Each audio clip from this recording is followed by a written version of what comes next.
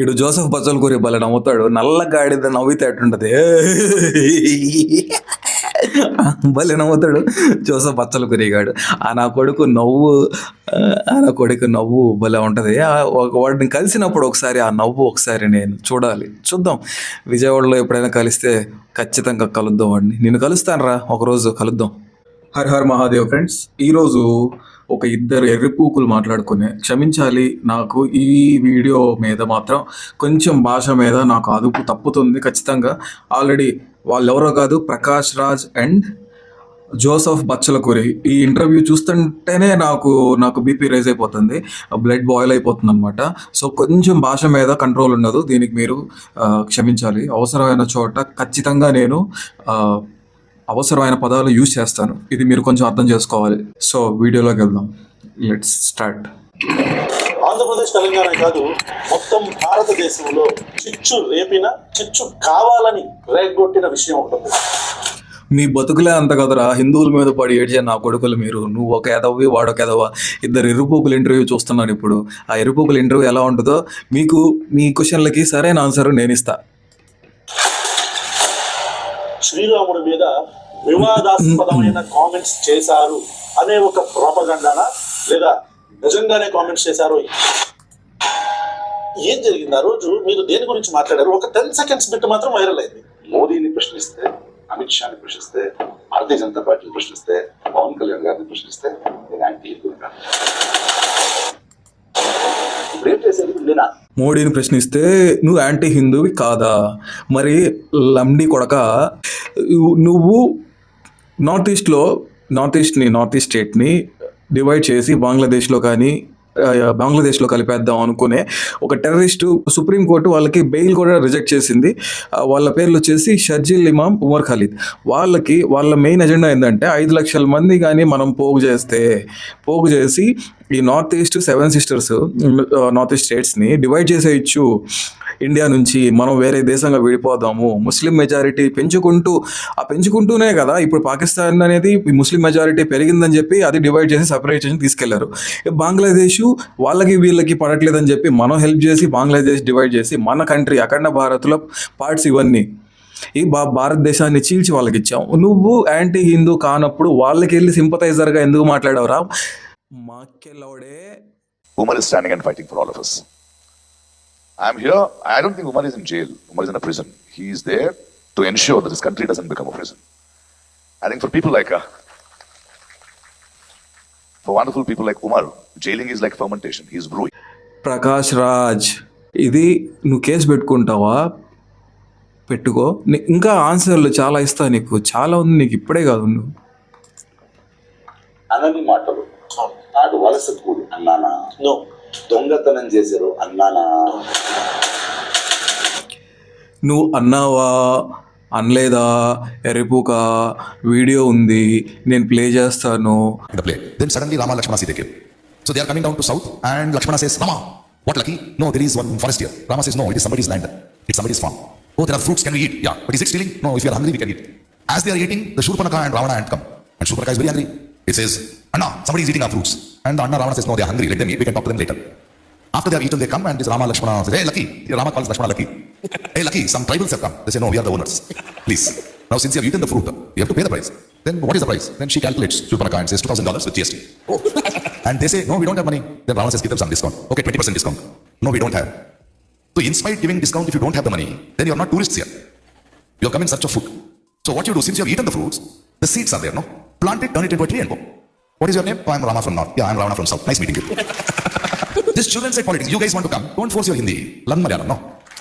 You have come to work here. Don't become a manager of a bank and ask us not to eat beef. We will do a beef festival. Alright. Come do something, work something, respect our culture and go. No, one nation, one religion, one dialogue. Get lost. Okay? This is our land. Behave yourselves. నువ్వు అన్నది ఏంటంటే శూర్పణఖ వచ్చి అన్న చూడు ఎవరో వచ్చి కాయలు తింటున్నారు, మన let them eat, they are hungry, we will talk about it later. నువ్వు వాళ్ళు దొంగలు అనే అర్థం వచ్చేలాగే మాట్లాడావు. శూర్పణఖ వచ్చేసి ఎంతో ఆ రోజుల్లో $1 ఆ ప్లే ఏందిరా, ఆ ప్లే నువ్వు చేసిన ప్లే ఆ వీడియో మొత్తం పోస్ట్ చేశారా? చేస్తే నిన్ను చెప్పులతో కాదు కదా, నువ్వు ఎక్కడుంటే అక్కడ ఎత్తుక్కొని వచ్చి నిన్ను ఎట్ట పడితే అటు నరుకుండేవాళ్ళు హిందువులు అందరూ కలిసి. ఇది హిందూ దేశము. ఇక్కడ నువ్వు ఏతిస్ట్ అని చెప్పుకుంటున్నావు కదా, ఏతిస్ట్ అని చెప్పి వెళ్ళి ముస్లిమ్స్కి సపోర్టింగ్గా మాట్లాడుతున్నావు కదా, టెర్రరిస్టులకి. सबको सब पता है. Everybody knows what it is. Everybody knows why they are in jail. Because this government fears them. डरते हैं इनसे. They are in jail because they are our future leaders. They are the young boys. पढ़े लिखे हैं. This government is afraid of them. And yes, they are Muslims. ఒక ముస్లిం కంట్రీలో నువ్వు ఏతిస్ట్ అని చెప్పుకొని బతికి చూపించు, నేను కూడా ఏతిస్ట్గా మారిపోతా. మా అక్కేలోడే ఎవరిని మోసం చేస్తున్నావురా? అంటే ఎవరిని ఏమారుస్తున్నావురా? Wait, let's see.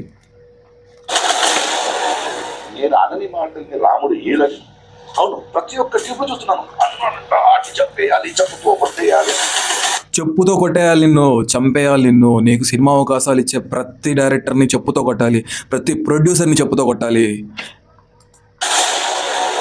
జాలరాజు గారు సినిమాలు ఒకటి సినిమా చేస్తున్నాను ఎక్కడ ఆపేస్తారా? నీకు అర్థం కావట్లేదు ఇంకా, నువ్వు ఏదో పెద్ద ఇది అనుకుంటున్నావు. ఆపేస్తారు, త్వరలోనే ఆపేస్తారు. నీకు ఇది మర్చిపోతారనుకుంటున్నారా? జనాలు మర్చిపోతారనుకుంటున్నావా? మర్చిపోరు. నీకు జనాలు సరైన గుణపాఠం నీకు చెప్తారు త్వరలో. నువ్వు జస్ట్ కొన్ని రోజులు వెయిట్ చేయి.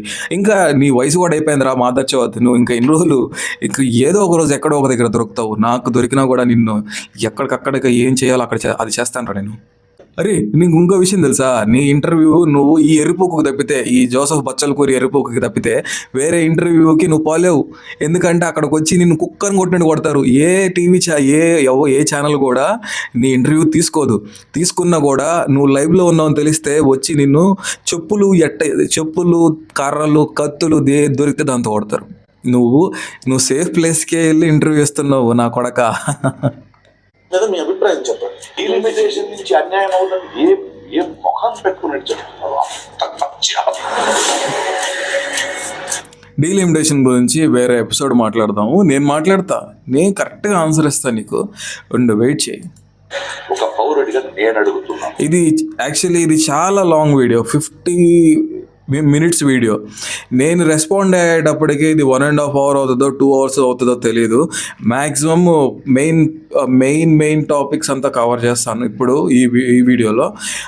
నెక్స్ట్ ఇంకొక పార్ట్ కూడా ఉంటుంది, సేమ్ వీడియో పైన ఇంకొక పార్ట్ కూడా ఉంటుంది. సో అది చెప్తున్నాను మీకు ముందే. నేను ఎక్స్ప్లెయిన్ చేశాను, నాకు ఎక్స్ప్లెయిన్ ప్రజల తరపున అడుగుతున్నాను, అబద్ధాలు. అరే బేన్కే లౌడే, ప్రజల తరపున అడుగుతున్నావా? బెంగళూరులో పోటీ చేసావు, ఓడిపోయావు. ఎంత మెజారిటీతో? 6 లక్షలు ఎక్కడ, 18,000 ఎక్కడ?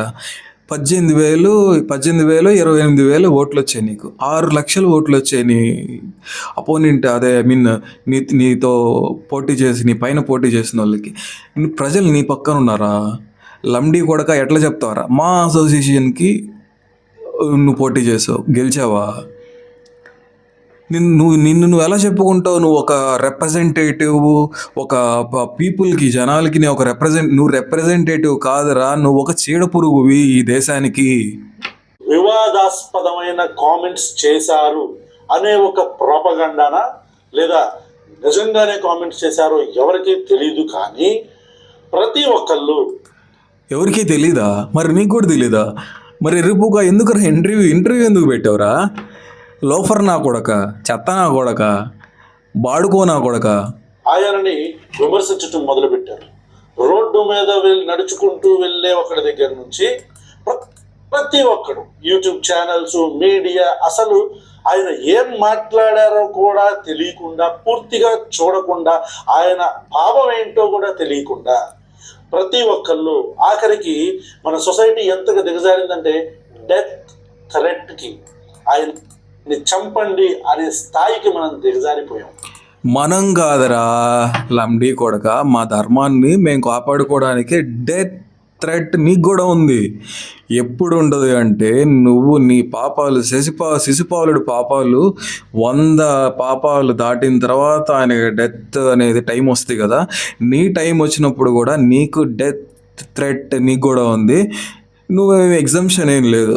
మా హిందూ సమాజం మేము దిగజారలేదు కాబట్టే మీరు ఇంకా బతుకున్నారు. ఈరోజు మన ముందున్న వ్యక్తి ఎటర్నల్ అపోజిషన్గా ప్రభుత్వంలో బీజేపీ ఉన్నా, కాంగ్రెస్ ఉన్నా, ఆమ్ ఆద్మీ పార్టీ ఉన్నా, డిఎంకే ఉన్నా, అన్నా డిఎంకే ఉన్నా, వైఎస్ఆర్ కాంగ్రెస్ పార్టీ ఉన్నా, తెలుగుదేశం పార్టీ ఉన్నా, బీఆర్ఎస్ ఉన్నా, ప్రతి ఒక్కరిని ప్రశ్నించే వ్యక్తి ప్రకాష్ రాజ్ గారు. టుడే వాడికి ప్రశ్నించే హక్కే లేదు. వాడు ఒక్క ఎలక్షన్ కూడా గెలవాల, మెజారిటీ లేదు, ఉండకూడదు. వాడు ఒక సూడో ఇంటలెక్చువల్, నీలాగే సేమ్, సగం ఆకు సగం ఈక తెలియని నా కొడుకులు మీరిద్దరు ఎర్రపూకుల ఇంటర్వ్యూ చూస్తూ మీకు సమాధానం చెప్పడం మా టైం వేస్ట్. కానీ జనాలకు తెలియాలి కదా, జనాలు మిమ్మల్ని ఏదో పెద్ద ఇంటలెక్చువల్, వాడు సినిమాల్లో నటిస్తాడు ఆ ప్రకాష్ రాజ్ గారు, బయట కూడా అంతే బాగా నటిస్తాడు కాబట్టి జనాలకు అర్థం కావట్లేదు. జనాలకు చెప్పాలి కదా, ఇంకా మాకు తప్పదు, మా లాంటి వాళ్ళకి తప్పదు. లెట్స్ వెల్కమ్ హిమ్ టు ప్రశ్న. నమస్తే సార్. నమస్కారం, ఎలా ఉన్నారు? థ్యాంక్ యూ ప్రశ్న. నేను చూస్తూ ఉన్నాను, మీరు చాలా గట్టిగా మాట్లాడారు. కొంచెం భాష కూడా స్ట్రాంగ్ అయింది. ఆ భాష నాకు రాదు, మీకు కూడా ఇష్టం లేదని తెలుసు. ఆ భాష నాకు కూడా రాదు, నీకు రాదు.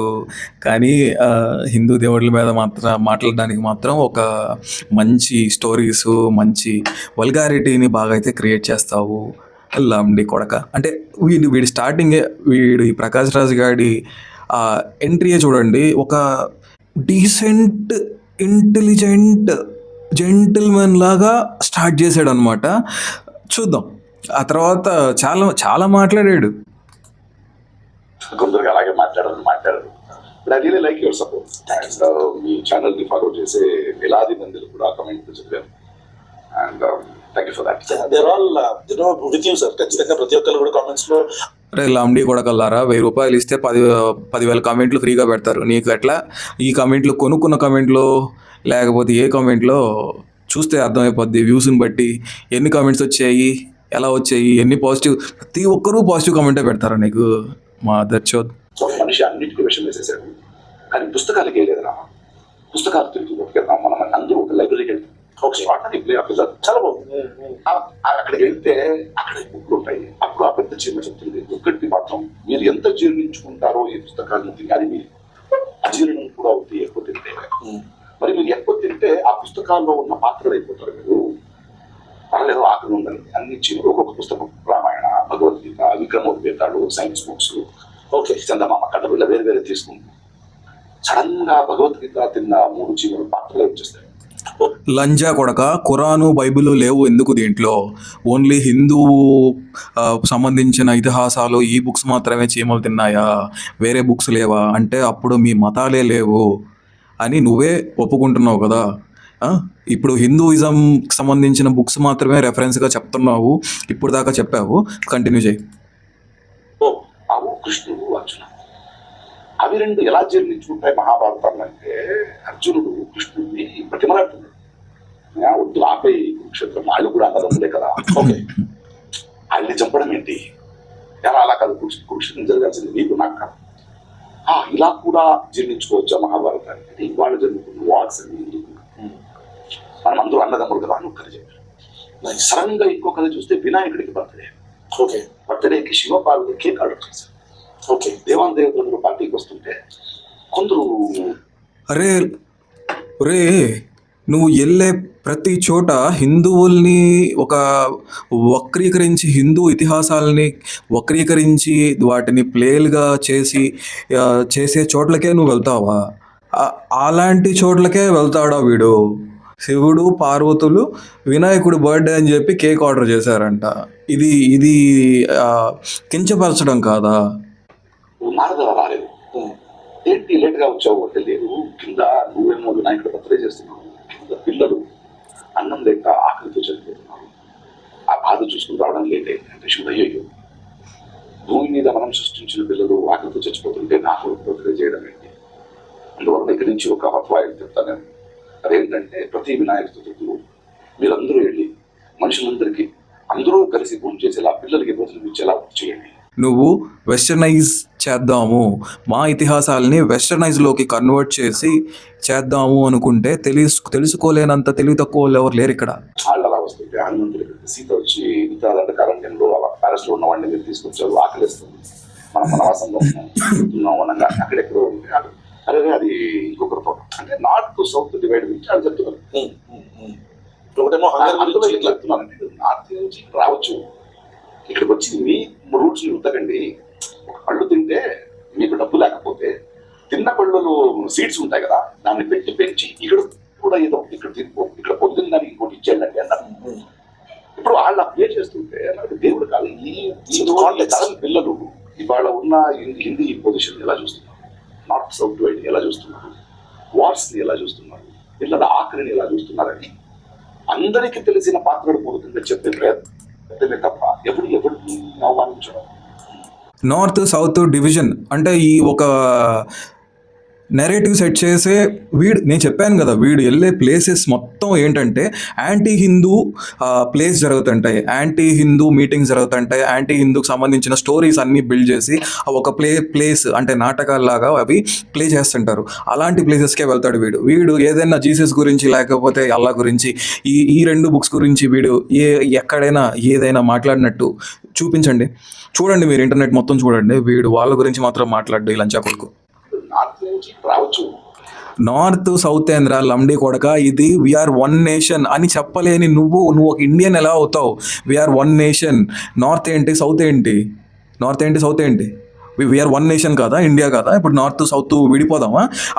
ఒక పర్సెప్షన్ బిల్డ్ చేస్తున్నాడు వీడు, ఆ పర్సెప్షన్ బిల్డ్ చేస్తున్నారు అందరికీ. North south, Tamil Nadu DMK Stalin నా కొడుకు అందరూ నార్త్ సౌత్ అని, మన రాష్ట్రం తప్ప అందరూ నార్త్ సౌత్. ఈ కేరళ నా కొడుకులు అండ్ మోస్ట్లీ కేరళ అండ్ ఈ తమిళనాడు నా కొడుకులు నార్త్ సౌత్ అనే ఒక నెరేటివ్ బిల్డ్ చేస్తున్నారు, అందరికీ పర్సెప్షన్ తీసుకొస్తున్నారు, వాళ్ళు వేరే మనం వేరే అని.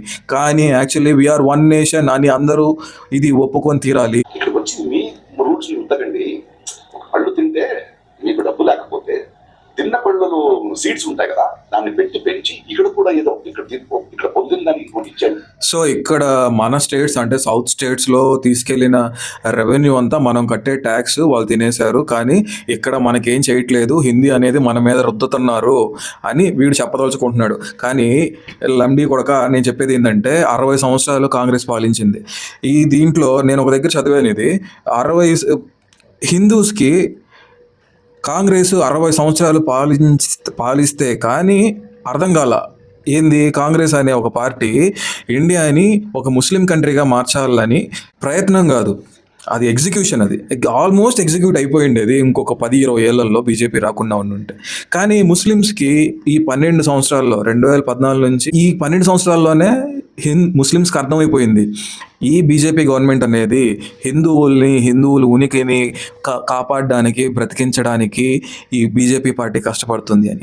కానీ ఇలాంటి లంజా కొడుకులు ఏం చేస్తారంటే సౌత్ నార్త్ అని చెప్పి ఇప్పుడు ఆయన దేశాన్ని ఏకం చేద్దాము, హిందువుల్ని జాగృతం చేద్దాము, మనకు ఉండేది ఒకటే దేశము, దీన్ని కాపాడుకోవాలి అని ఆయన 75 ఏళ్ల వయసు ఒక్కరోజు సెలవు తీసుకోకుండా అసలు ఈరోజు ప్రపంచంలో మన కంట్రీ ఎలా ఉంది, మన కంట్రీకి రెస్పెక్ట్ ఎలా ఉంది, నేషనల్ సెక్యూరిటీ ఎలా ఉంది, ఈ సెక్యూరిటీ అంటే ఏదైనా ఒక దేశం మన పైన కన్నెత్తి చూడాలంటే ఎలా ఉంది?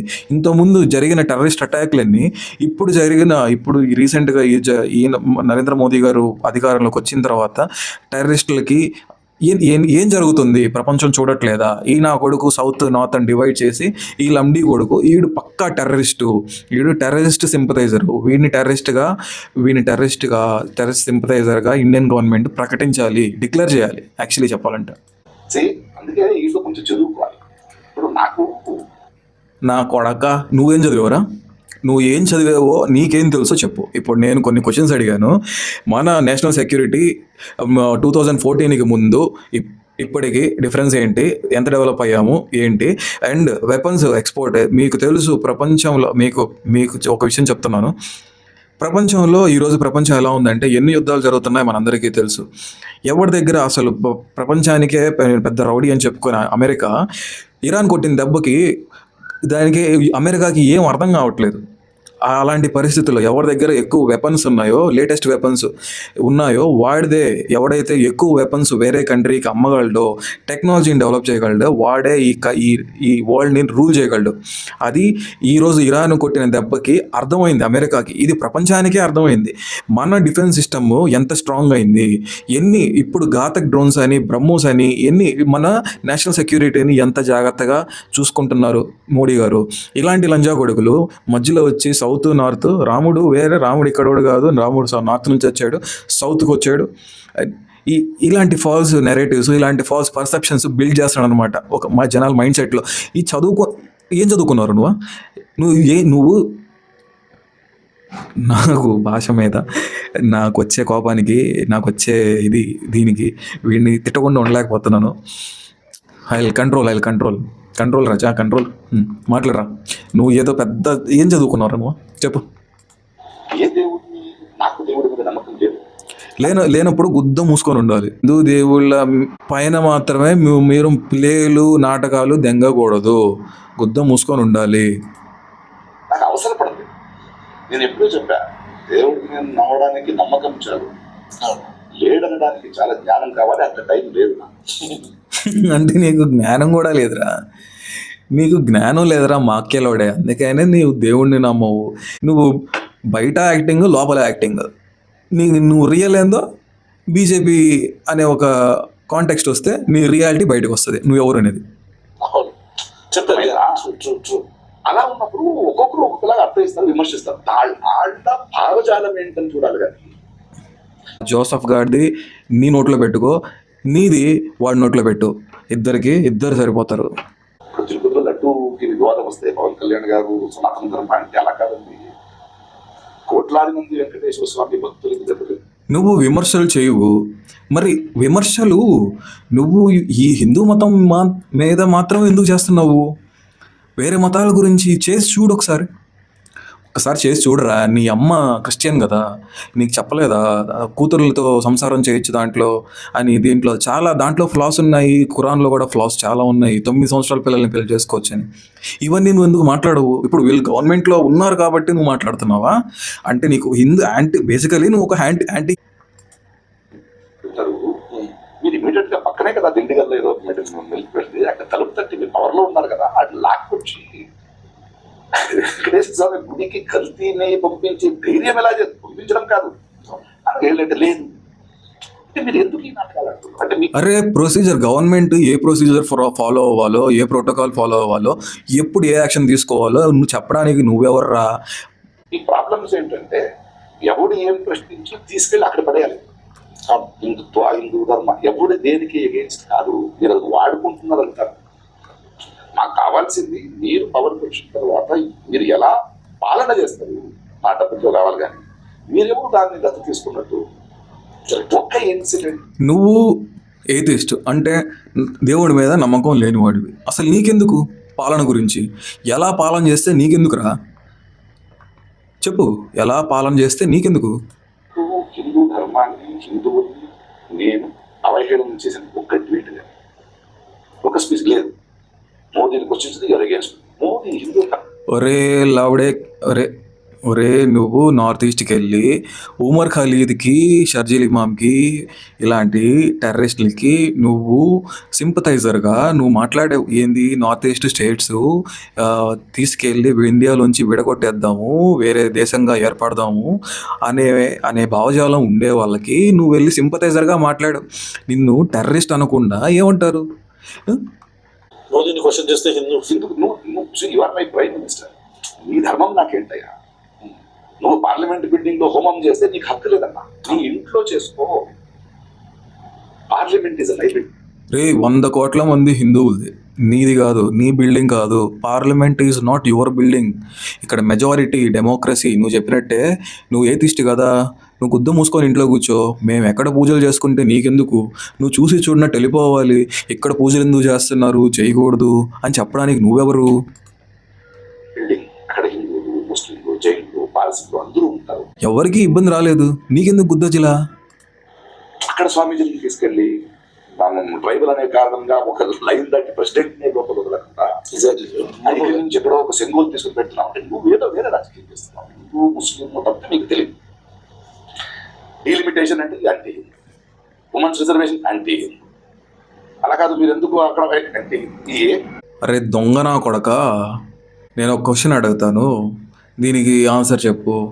1947 రైట్ ఆఫ్టర్ 1947 మనకి ఇండిపెండెన్స్ వచ్చిన తర్వాత వక్ఫ్ బోర్డు అనేది లేదు మనకి.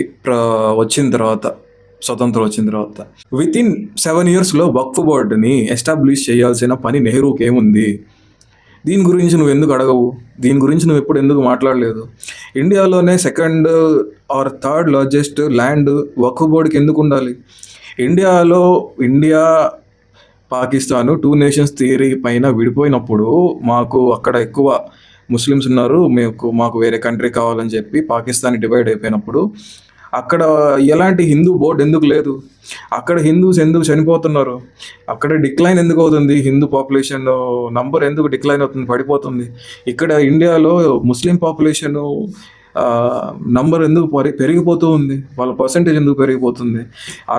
హిందువులకి 60 ఏళ్ళు పట్టింది కాంగ్రెస్ పాలన ఈ దేశాన్ని ఒక ముస్లిం కంట్రీగా చేద్దామని తెలుసుకోవడానికి. హిందువులకి 60 ఏళ్ళు పట్టింది, కానీ ముస్లిమ్స్కి 12 సంవత్సరాల్లోనే 2014 నుంచి 2026, ఇప్పుడు 2026 మోదీ గారు 2014లో ఎలక్ట్ అయ్యారు.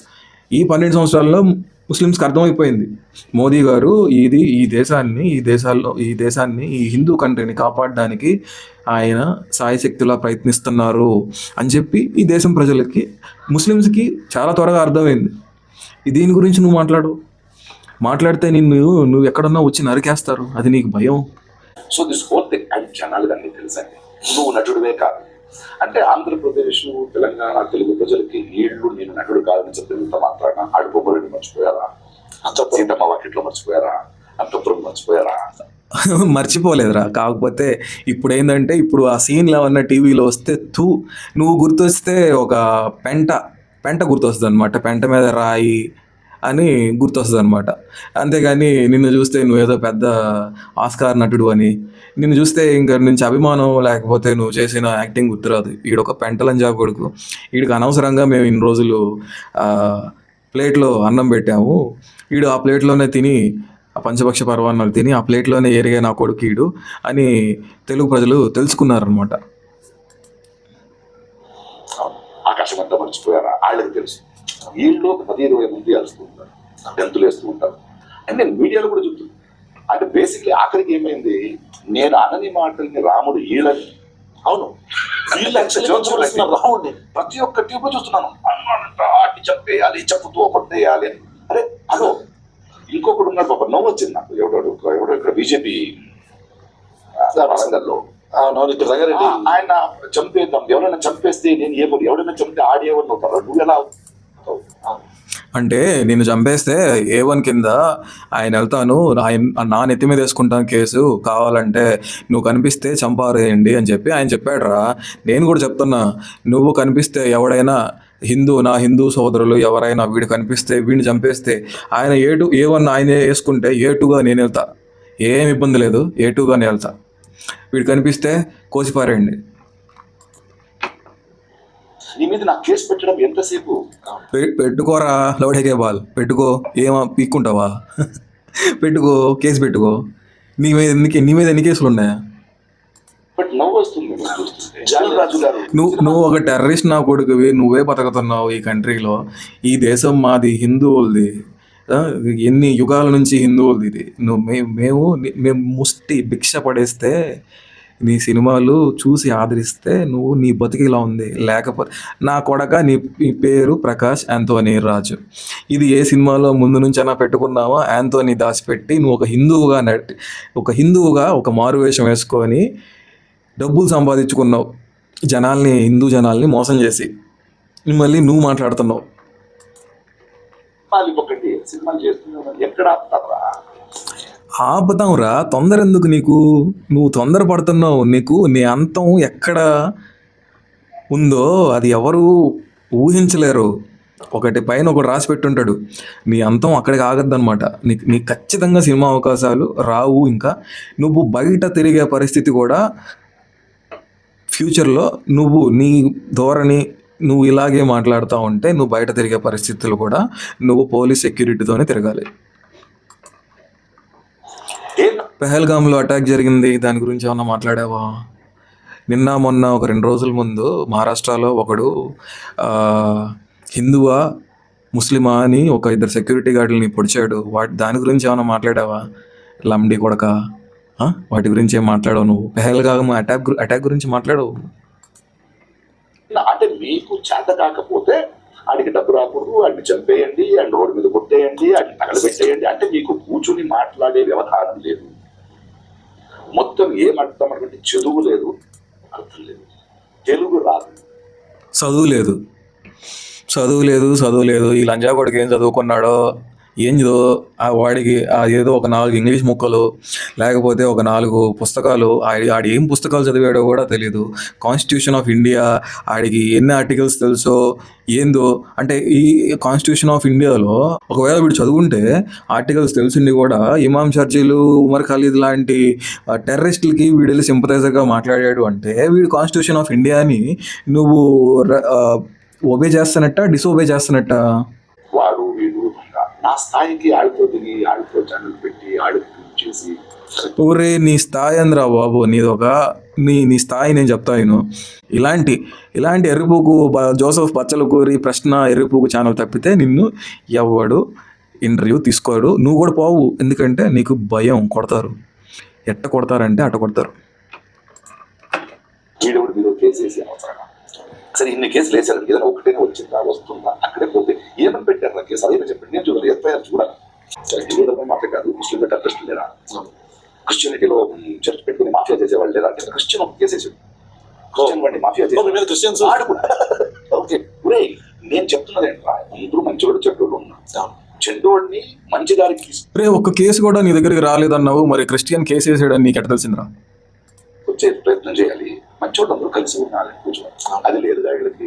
సో బేసికలీ నా ఫ్రెండ్స్ ఇంత ఉందా నా బాధ అలా కదా. మీ అమ్మాయిలో ఉన్నప్పుడు అందరూ ఇలా ఎక్కారు చూడండి. ఎవరు వాగుతున్నారో, ఎవరు గంతులేస్తున్నారో వాళ్ళ గురించి నాకు తెలుసు. పాపం వాళ్ళు ప్రజలే కదా, వాళ్ళ మీద నేను పర్సనల్గా తీసుకో. బేసిక్లీ మీరు నవ్వు వస్తుంది అయ్యో పాపం అనిపిస్తుంది. నిన్ను చూస్తే మాకు అయ్యో పాపం అనిపిస్తుందిరా. నువ్వు అనవసరంగా ఈ భూమి మీద పడ్డ ఒక భూమి మీద కాదు, మా హిందూ దేశంలో పడ్డ ఒక వ్యర్థ పదార్థము. మీ నాన్న వక్రీకరిస్తే పుట్టావు, మాకు అనవసరంగా మా దేశం టాలరెన్స్, మాకుండే సహనం వల్ల ఇంకా నువ్వు ఇక్కడ బతికి నీకింత స్థానం ఇచ్చి కూడా మేము మమ్మల్ని మా మాటలు అనిపించుకుంటున్నాము హిందువులు అని నిన్ను చూస్తే మాకు ఒక టైప్ ఆఫ్ నవ్వు వస్తుంది అనమాట. మేము ఎరిగితే తినే నా కొడుకు మమ్మల్ని మాట్లాడుతున్నాడు వీడని. జాలేస్తుంది, ఎందుకంటే వాళ్ళు అనుకుంటున్నారు 10 మంది వింటున్నారని, వినట్లేదు. ఒక 2-1 మంత్ మాట్లాడడానికి సరిపోయింది అంటే ఆ టైంకి ఆ టైం కరెక్ట్ గా పవన్ కళ్యాణ్ ట్వీట్ చేశాను కాబట్టి ఇంకా ఎక్కేయాలి. మోదీ మీద ఒక 4 చేశాను కదా, వెయిట్ చేస్తూ మర్చిపోర్రా. నువ్వు ఏంటంటే నువ్వు బయట కనిపించే క్యాండిడేట్ కాదు, నువ్వు నీదొక దొంగ బతుకు. నువ్వు బయట కనిపించి ఒక ప్రజాసభ పెట్టగలవా ఎక్కడైనా? నువ్వు నిజంగా ఒక అమ్మకి అబ్బకు పుట్టుంటే ఒక ప్రజాసభ పెట్టగలవా? కెక్కే కాదు, నువ్వు దొరకవు. అది అందరికీ గుర్తుంటుంది, నాలాంటి వాళ్ళకి ఇంకా గుర్తుంటుంది. నువ్వు ఏ రోజైతే కనిపిస్తావో ఒక మంచి రాయి, ఇంత కంకర రాయి తీసుకొని నెత్తి మీద దెంగితే నువ్వు ఆ రోజు అక్కడికే ఫెయింట్ అయిపోవాలా.